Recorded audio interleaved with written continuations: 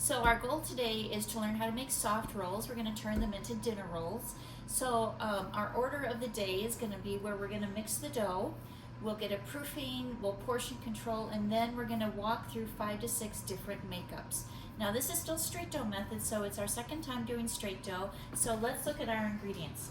You notice I always kind of line them up how we're going to work with them. So we have our water. Remember, water is at 110 to 115. We have our yeast, instant yeast. So I'm going to proof it with a little bit of the sugar. Moving down, we have bread flour so that when we stretch and do our makeups, the dough doesn't tear. We have non-fat milk solids. Remember, these are going to give a little bit of moisture to the dough, so it's a more tender dough than a chewy dough. We have salt. Again, salt is here for flavor and to condition the gluten and to control the yeast. We have shortening and we have butter. Now, shortening just keeps itself wrapped around the gluten strands a little bit better than butter does. If you're opposed to shortening, you can easily do 100% butter. And we have 1 egg that will just deepen the dough, the color of the dough, and it will help with crust browning, which is the Maillard reaction.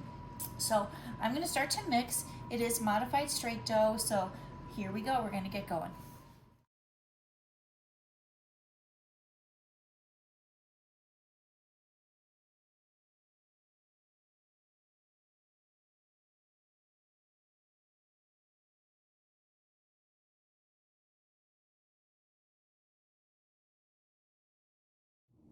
So let's look at our soft rolls. Again, they've risen beautifully. Let's always do our test.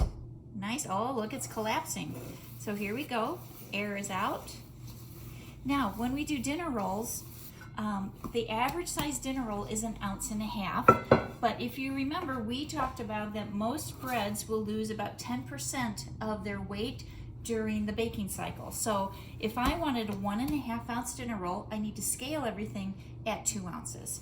So again, I'm just going to take a little bit of dough off, and we're going to go to 2 ounces. Once we get everything measured out and scaled, we're going to the next step, which is rounding. So you're just going to see me mise en place all this, and I'm going to start to round. Now, if when you round, you see that it's not really catching on the bench, it's because maybe it's a little dry in the bakery. So when that happens, I have just a little bit of water. I'm going to spritz the water on the bench, and then it will help grip the dough so that I will go ahead and get these bouled.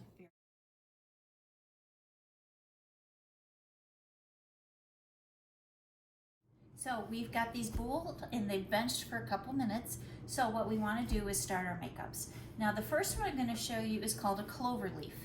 A clover leaf takes 1 boule, and I'm just going to put it in a little bit of a rope, and I'm going to just cut this into thirds. Okay? And then each one of these, we're just going to boule. And then these get baked in a Silpat or in a muffin tin. And so I've greased this, and all we do is just put these right next to each other. And I'm going to do about 3 of them. And then these will proof and bake. And then they'll get a little egg wash on them before they go into the oven.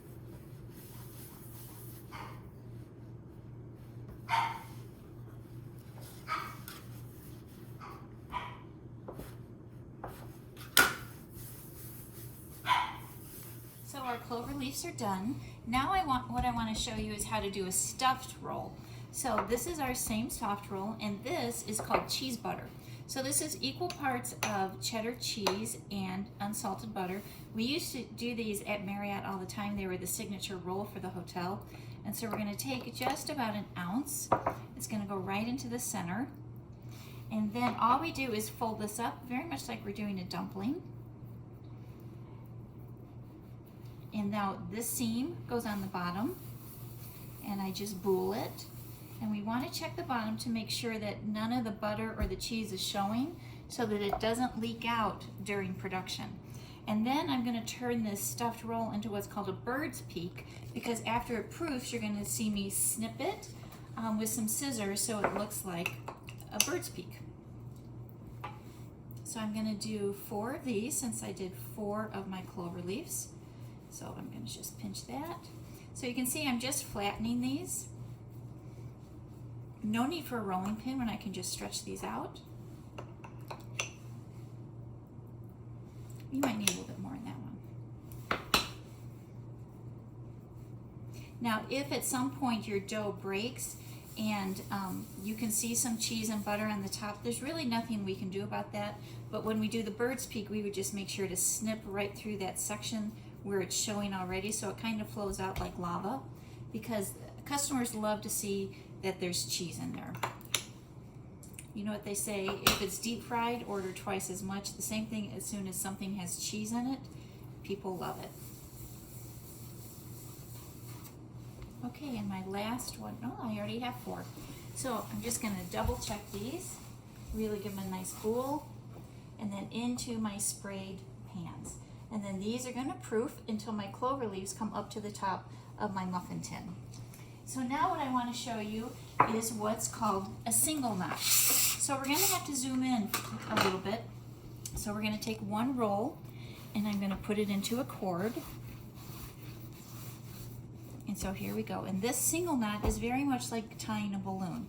I pick this up and I wrap it around my 2 first fingers. I cross it over like I'm doing a necktie. My fingers come out and then this goes underneath and it comes through the hole. Now I have this little bit, it's like a nubbin. This is just going to go underneath. So that is a single knot. So let me do that again. So here we go. I wrap around. I cross over like a necktie, fingers come out, this tail comes through, and this goes underneath. You can see these single knots a lot because bakeries sell them, a lot of restaurants use them, because a little handwork is going in, so people get impressed by these. So my last one, here we go, cross over, make sure your fingers can come out. This goes under and through and goes there. So again, these are single knots. Okay, now we're going to learn how to do a double knot. A double knot will have just one variation. So again, it's going to start with a cord. I'm going to make it a little bit longer, and I think we're ready. So I pick it up, and again, I cross over, under and through. But now instead of leaving this underneath, I'm now going to bring this over and through the hole. So I have 2 knots. So see, with the single knot, there's only 1. Double knot has 2. So let me do another one.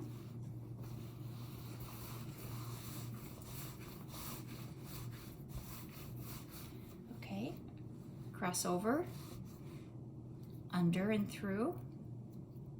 And now this guy goes over and through. Okay, I'll do one more and then we'll move on to a figure 8. So last one, cross over. The crossover part comes under and through. I'm going to leave that hole there, and this one now goes over and through. Double knot. Okay, now let's do a figure 8. This one is going to go, again, a little bit longer. And here we go. This is going to go vertical to my body. I take my bottom and I cross it over. Now I just have about a 1-inch section right there. Now I take the part that I crossed over, it goes under, and now this tail goes over and through the hole to get the figure 8. Okay, so let's put that there and let's do another.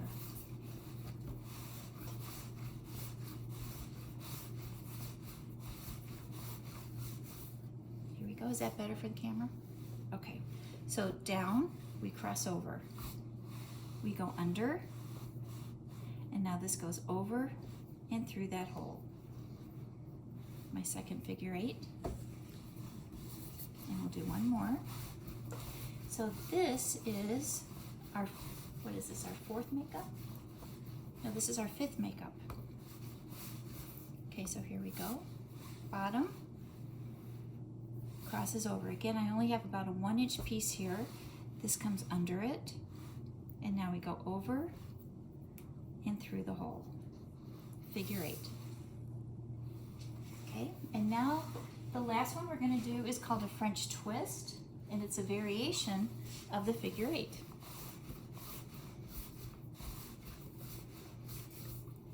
get them in the rope about the same length as I did the figure eights. Now, when we're in class, you're gonna see we won't be giving these a final proof because we're doing so many of these. This is just a small batch, but when we're in class, we're gonna be doing probably maybe 48 of these dinner rolls, everybody. So the dough will actually be rising as you're doing all these makeups. So that would be our final proof. But you'll notice I'm gonna give these one more proof before I bake them.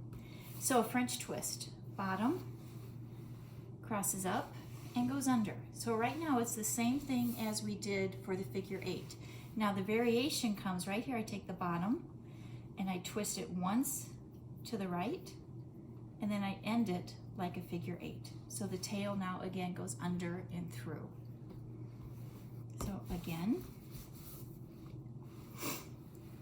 I cross over, I go under, I grab this section, I twist it once to the right, my tail comes up and through the hole.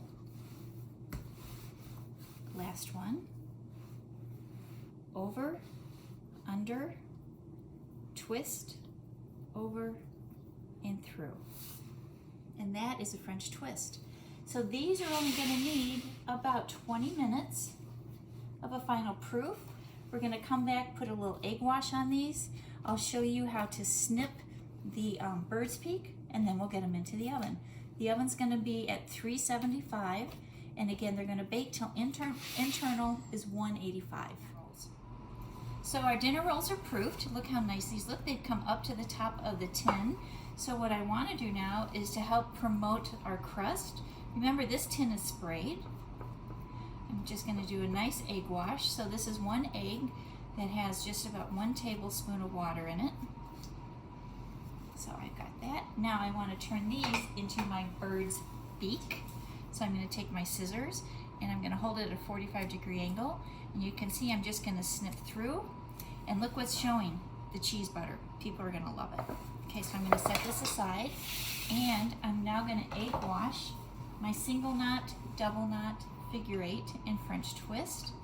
If I didn't egg wash these, they would be very pale and the crust would actually become pretty crisp. But these, we want them to be on the tender side. So that's why we're egg washing. And on these rolls, you could put some poppy seeds, you could put sesame seeds. I'm actually going to put an everything bagel seasoning on them. You could leave them plain. You could even put a little Parmesan on these if you wanted. So I'm just going to take my seasoning. I'm just going to put it on half of these.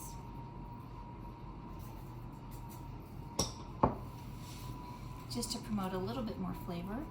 And so I'll just do it on my twist ones. So there we go. And now my oven is at 375. So these will bake about 10 to 12 minutes until internal temperature is what temperature?